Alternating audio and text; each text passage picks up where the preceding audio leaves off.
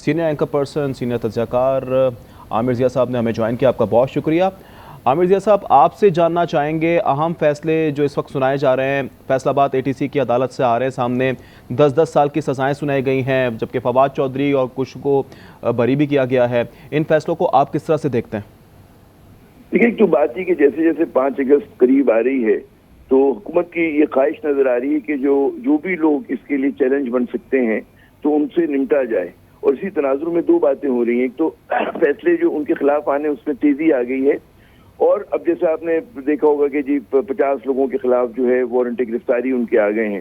تو PTI کی جو بھی کہتے ہیں نا قابل ذکر قیادت ہے، وہ چاہتے ہیں کہ یا تو ان کو سزا ہو جائے یا ان کو فی الوقت پکڑ کے بند کر دیا جائے۔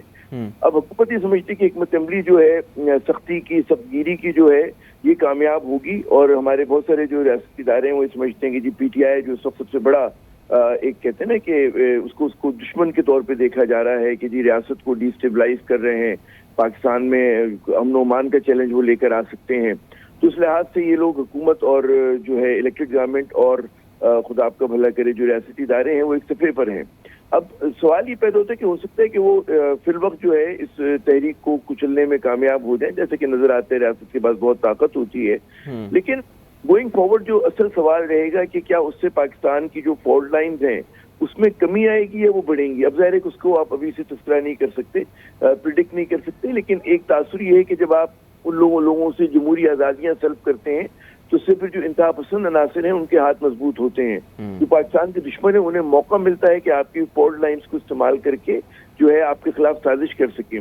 تو ہر چیز میں اعتدال ہونا چاہیے۔ ایک عام خیال یہ ہے کہ شہباز شریف صاحب کے دور حکومت میں پاکستان میں جمہوریت پسپا ہوئی ہے، جمہوری آزادیاں جو ہیں وہ سلب کر لی گئی ہیں، آزادی اظہار کی اس طرح سے وہ اجازت نہیں ہے، اس کی بھی ایک لمٹس ہیں۔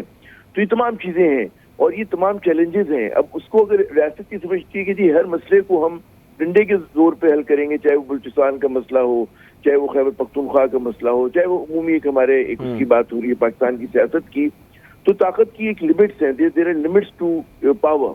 اب کہاں تک استعمال کرتے ہیں ظاہر ہے کہ آپ پریڈکٹ نہیں کر سکتے، depending on which side of the fence you are standing, اس کے حساب سے آپ لوگ بات کرتے ہیں۔ لیکن اندیشہ اس بات کا ہے کہ جتنی آپ سختی کریں گے ہو سکتا ہے کہ حکومت اس وقت کامیاب ہو جائے اس راؤنڈ کے اندر، لیکن پاکستان میں جو کنٹرڈکشنز ہیں یعنی کہ تضادات ہیں ہماری ریاست کے اندر، ان میں اضافہ ہوگا، لوگوں میں بے اطمینانی بڑھے گی، کیونکہ آپ کو پتہ ہے کہ عامر صاحب، آپ کیا سمجھتے ہیں کہ عدالتوں کے ان فیصلوں کے بعد اب ملک میں سیاسی پولرائزیشن جو ہے وہ مزید بڑھے گی یا کمی کے بھی امکانات نظر آتے ہیں؟ کمی کے تو امکانات ہیں ہی نہیں نا۔ اگر آپ اپنی ہر مخالف آواز کو جو ہے پکڑ کے جیل میں ڈال دیں گے، مقدمے بنا دیں گے، اس سے پولرائزیشن کم تو نہیں ہوگی بلکہ زخم جو ہے وہ گہرے ہو جائیں گے۔ اور پھر دیکھیں چیزیں ہمیشہ ایک جیسی نہیں رہتی، 1 سال بعد، 6 مہینے بعد، 10 سال بعد دوبارہ جب ٹائٹ ٹرن کرتی ہے تو وہ لوگ کہتے ہیں نا کہ آپ اتنا جو ہے وہ کریں، مطلب ہے سختیاں کریں جتنی آپ خود بھی برداشت کر سکتے ہوں، تو پھر اسی حساب سے جو ہے اس کا رد عمل بھی آ رہا ہوتا ہے۔ تو حکومت کو اگر اپنے آپ کو جمہوری کہتی ہے تو اس کو سمجھنا چاہیے کہ کس حد تک جا رہے ہیں، اس کا ملبہ، اس کی اونرشپ پیپلز پارٹی کتنا لے گی ان اقدامات کی۔ سوال یہ بھی ہے MQM کہاں تک اس کے ساتھ جائے گی؟ ابھی تک تو جا رہے ہیں وہ لوگ ساتھ، لیکن یہ چیزیں بہت عرصے تک جو ہے کامیاب نہیں ہو سکتی ہیں۔ اور اس کا جو ہے پھر میں جیسے عرض کر رہا تھا کہ دیکھیں پاکستان کی فالٹ لائنز ایک تو سیاسی ہیں نا، ہمارے یہاں لوگ جو ہے معاشی دکھوں کا بہت شکار ہیں۔ حکومت دعویٰ کرے کہ معیشت اچھی ہو گئی اور فلاں معاہدہ ہو گیا، فلاں نے یہ کر دیا، لیکن اس کے ثمرات عام آدمی تک نہیں پہنچ رہے۔ لوگوں کو جب تنخواہ ملتی ہے تو ان کی تنخواہ میں کٹوتی ہو گئی ہوتی ہے، اس میں کمی واقع ہو گئی ہے ٹیک ہوم سیلری میں، ان کی پرچیزنگ پاور ختم ہو گئی ہے، کم ہو گئی ہے۔ تو جب یہ تناظر ہوتا ہے تو لوگ جو ہے بہت، میں سمجھتا ہوں کہ ایک طرح سے ان کی کیفیت جو ہے بہت ہی اس کی ہے تکلیف کے عالم میں وہ تمام لوگ، تو اس میں مزید موقع ملتا ہے اس اختلاف کو بھی اور دشمن قوتوں کو بھی کہ وہ پاکستان کی اسٹیبلٹی کو جو ہے خراب کر سکیں۔ تو ایسے وقت میں کم از کم جب معاشی چیلنجز ہوں تو آپ کو کم از کم چاہیے کہ سیاسی چیلنجز تو کم کریں، لیکن ہمارے یہاں سیاسی چیلنجز کو مسلسل بڑھایا جا رہا ہے، اور معاشی محاذ پر ظاہر ہے کہ ہمارے یہاں مہنگائی کم نہیں ہو رہی ہے، حکومت شوگر مافیا کے سامنے بے بس ہے، لوگوں کے اوپر ٹیکسز کا بوجھ لاد دیا گیا ہے، یہاں پہ انفلیشن کہتے رہے 3.5% ہے، لیکن جو اسنو بال ایفیکٹ پچھلے سال کا ہے جب 40% تک انفلیشن بڑھی تھی، وہ لوگ آج تک فیل کر رہے ہیں، آج تک اس کو محسوس کر رہے ہیں، اور ظاہر اس کے اوپر جو ہے 3% بڑھی ہے انفلیشن، تو مہنگائی میں کمی نہیں ہو رہی ہے، مہنگائی بڑھی بھی ہے آپ کی۔ پھر انرجی پرائسز کو آپ دیکھ لیں، گیس پرائسز کو دیکھ لیں، کراچی میں اگر آپ کہ الیکٹرک کو اختیار دیتے ہیں کہ جی دوسروں کی چوری کا جو بلز ہیں وہ ریکور کروائیں گے آپ بل دینے والے سے، ایماندار شہری سے، تو لوگ اس سے بھی آئیں گے. تو حکومت کس کس کو کہاں کہاں چھیڑ رہی ہے، ان کو سامنے جو آ رہا ہے اس کو یہ ڈنڈا رسید کر رہے ہیں، عام آدمی سے لے کے سیاستدان تک. تو عام آدمی کی بات کر رہے ہیں عامر ضیاء صاحب، تو کیا سمجھتے ہیں آپ کہ ان سزاؤں کے بعد جو ہے وہ پی ٹی آئی کا ووٹ بینک متاثر ہوگا یا مزید مضبوط ہو سکتا ہے؟ ظاہر دیکھیے، جو حکومت جس طرح کی معاشی پالیسیز اپنا رہی ہے اس سے کم از کم مجھے نہیں پتا پی ٹی آئی کا مضبوط ہو نہ ہو، لیکن نون لیگ کا ووٹ بینک جو ہے غائب ہو جائے گا. ایک تو ہو گیا ہے، ہم نے دیکھا ہے 2024 کے الیکشنز کے اندر، مطلب اس میں کوئی اس کی بات نہیں کہ بڑی مشکل سے ان کو لائن کراس کرائی گئی ہے کان سے پکڑ کر کہ بھئی چلیں آپ لوگ فنش لائن کو کراس کر لیں. ہم نہیں کہہ رہے، بڑے بڑے تھنک ٹینکس کہہ رہے ہیں، حکومت کے خود لوگوں سے آپ آف دی ریکارڈ بات کریں، ان کے بڑے بڑے حکومت ہار گئے تھے. مطلب یہ فارم 45 اور 47 کی بحث جو ہے وہ آسمانوں میں نہیں ہے، حقیقت ہے وہ بات. تو یہ تمام چیزیں ہیں.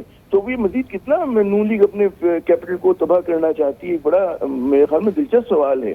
اور یہ سمجھتے ہیں کہ جی ٹرمپ نے کچھ کہہ دیا اور فلاں نے کچھ کہہ دیا تو اس کے بل پہ پاکستانی عوام جو ہے کہ یہ دل جیت لیں گے. تو مجھے نہیں لگتا کہ ایسا ہوتا ہے، کیونکہ لوگوں کی جو پریشانیاں ہیں وہ بڑھتی جا رہی ہیں. آپ ہر چیز میں دیکھ لیں نا، لا اینڈ آرڈر خراب ہے، دہشت گردی کا مسئلہ ہے، مہنگائی ہے. یہاں پر آپ کہتے ہیں کہ جی ہم فلاں کام کر رہے ہیں فلاں کام کر رہے ہیں، لیکن وہ گراؤنڈ پہ نظر نہیں آ رہا ہمیں. شہباز شریف صاحب جو بھی کر رہے ہیں وہ کم از کم اس کا فائدہ عام پاکستانی کو نہیں ہو رہا. اوپر سے پھر آپ ڈنڈا بھی لے کے کھڑے ہوئے ہیں، تو اس میں تو مطلب مشکلات ہی ہوں گی نا. عامر صاحب، سیاسی حکمت عملی کی اگر بات کریں تو پی ٹی آئی اب کیا کچھ تبدیلی کرے گی سیاسی حکمت عملی میں، یا وہی پیٹرن فالو کرے گی جو کرتی ہے؟ پی ٹی آئی کے سامنے پاس کوئی اور راستہ چھوڑا نہیں ہے نا، کہ جب انہوں نے آئین و قانون کے مطابق چلنا چاہا تو آپ نے آئین و قانون بدل دیا، آپ نے مطلب 26ویں ترمیم لے کر آ گئے، آپ نے آئین میں ایسی تبدیلیاں کر دی، یعنی کہ رولز آف دا گیم بدل دیے، اپنے حق میں میدان کر لیا. اب وہ پیسفل پروٹیسٹ کرنا چاہ رہے ہیں، آپ پکڑ دھکڑ کر رہے ہیں. تو اس سے ہو سکتا ہے کہ ان کے بہت سارے لوگ دل چھوڑ دیں، ہو سکتا ہے اس بات کا امکان ہے. لیکن وہ جو انتہا پسند ہیں، جو کہ بہت ناراض ہوں گے، وہ ایک اسمال آرگنائز مائنورٹی یا ملیٹنٹ مائنورٹی جو ہوتی ہے، وہ پی ٹی آئی کی بے شک نہ ہو، لیکن ملیٹنٹس کو فائدہ ہو رہا ہوگا. کے پی میں وہ چیلنج ہے ہمارے سامنے ٹی ٹی پی کی صورت میں، بلوچستان میں ہے، وہاں پہ جو ملیٹنٹ گروپس ہیں، وہاں پہ ٹیررسٹ آرگنائزیشنز ہیں بہت ساری، ٹھیک ہے نا. تو وہ ان کو فائدہ ہوتا ہے. اس کے اندر جو ہے آپ اربن ڈسکانٹینٹ کو بھی شامل کر لیں، اربن ایریاز کا نا. تو کون اس نظام سے، اس حکومت سے خوش ہے؟ کون مطمئن ہے سوائے ان کے کہ جن کے پاس جو ہے کیولکیڈز ہیں، گاڑیاں ہیں، جن کو فری کی بجلی ملتی ہے، جن کو فری کی مطلب گیس ملتی ہے، فری کے مکانات ملتے ہیں، وہی لوگ مطمئن ہیں.